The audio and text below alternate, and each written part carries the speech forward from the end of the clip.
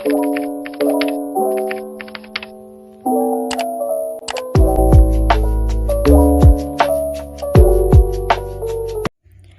teman-teman, pada video ini kami akan membahas materi tentang alkoksi alkana atau eter. Selamat menyaksikan.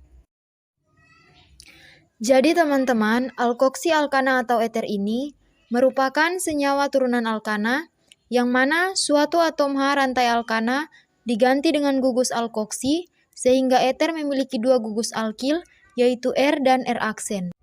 Senyawa eter ini memiliki gugus fungsi O yang terikat pada dua gugus alkil dengan struktur umumnya ROR aksen dan memiliki rumus umum molekul CnH2n ditambah 2O.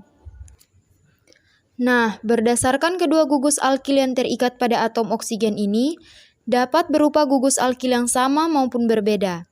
Seperti pada gambar adalah contoh-contoh alkoksi alkana. Ada metoksimetana atau dimetil eter sebagai alkoksi alkana tunggal dan metoksi etana atau etil metil eter sebagai alkoksi alkana majemuk. Senyawa alkoksi alkana mempunyai dua bentuk isomer, yaitu isomer posisi dan isomer rantai yang dimulai dari suku keempat, yaitu C4H10O. Di sini, satu metoksipropana berisomer posisi dengan dua metoksipropana. Jadi, isomer posisi ini adalah senyawa-senyawa yang memiliki rumus molekul dan gugus fungsi yang sama, tetapi berbeda letak atau posisi gugus fungsinya. Jadi, bisa kita lihat di sini, perbedaannya pada letak gugus fungsi, yang satunya pada atom C, nomor 1, dan 2 metoksipropana, gugus fungsinya terikat pada atom C, nomor 2. Nah, isomer rantainya di sini adalah satu metoksipropana dan etoksietana, yang mana senyawa-senyawa ini mempunyai rumus molekul dan gugus fungsi sama, tetapi berbeda pada panjang rantai induknya. Senyawa eter ini juga berisomer fungsi dengan alkohol karena mempunyai rumus molekul yang sama, tetapi mempunyai gugus fungsi yang berbeda, dengan rumus molekul C3H8O. Di sini ada metoksietana sebagai isomer alkoksi alkana dan isomer alkanol yaitu 1 propanol dan 2 propanol. Sekarang kita ke sifat-sifat eter. Sifat eter dibagi menjadi sifat fisik dan sifat kimia. Untuk sifat fisik yang pertama, pada suhu kamar dimetil eter berbentuk gas. Alkoksi alkana sederhana berbentuk cairan, mudah menguap, mudah terbakar, dan beracun. Yang kedua, terutama karena eter ini mempunyai rumus umum yang sama dengan alkohol, kita perlu tahu apa yang membedakan antara alkohol dan eter.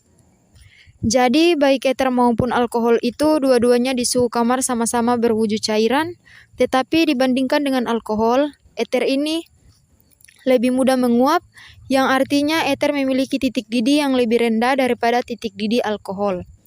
Kenapa? Karena alkohol memiliki ikatan hidrogen antar molekulnya. Alkohol memiliki gugus OH, gugus hidroksi, sedangkan eter tidak memiliki gugus hidroksi, maka eter tidak memiliki ikatan hidrogen antar molekulnya, yang membuat dia lebih mudah menguap. Yang ketiga, eter sukar larut dalam air karena molekulnya tidak begitu polar. Keempat, eter merupakan senyawa non-elektrolit atau tidak mengantarkan arus listrik. Untuk sifat kimianya, yang pertama, eter merupakan molekul kurang polar. Yang kedua, termasuk senyawa tidak reaktif. Nah, karena eter tidak reaktif, sehingga ia tidak beraksi dengan logam-logam aktif seperti natrium dan kalium. Inilah yang membedakan antara alkohol dan eter. Untuk senyawa dengan rumus molekul yang sama, CnH2n tambah 2O, kalau dia bereaksi dengan logam aktif natrium atau kalium, maka dia adalah alkohol. Tetapi, kalau dia tidak bereaksi dengan natrium atau kalium, maka senyawa tersebut termasuk senyawa eter. Yang ketiga, eter mudah terbakar dengan adanya oksigen, menghasilkan CO2 dan H2O. Sekarang kita masuk pada reaksi-reaksi eter. Yang pertama, eter dapat bereaksi dengan PCl5. Ketika dia bereaksi dengan PCl5, yang terjadi adalah R ini akan mengikat satu Cl menjadi RCl, kemudian alkil yang satu lagi akan mengikat satu Cl menjadi R aksen Cl, dan O-nya akan diikat oleh PCl3. Sehingga reaksi ini menghasilkan dua alkil halida dan POCl3. Nah, yang kedua, eter bereaksi dengan asam halida. Reaksi dengan asam halida itu ada dua. Yang pertama, jika eter bereaksi dengan asam halida yang terbatas, maka akan menghasilkan suatu alkil alkohol dan alkil halida. Tetapi kalau dia bereaksi dengan asam halida yang berlebih, maka akan menghasilkan dua alkil halida dan H2O atau air. Nah, untuk pembuatan eter ini dibuat dengan sintesis eter Williamson, yaitu reaksi antara alkil halida dengan suatu alkoksida yang menghasilkan eter.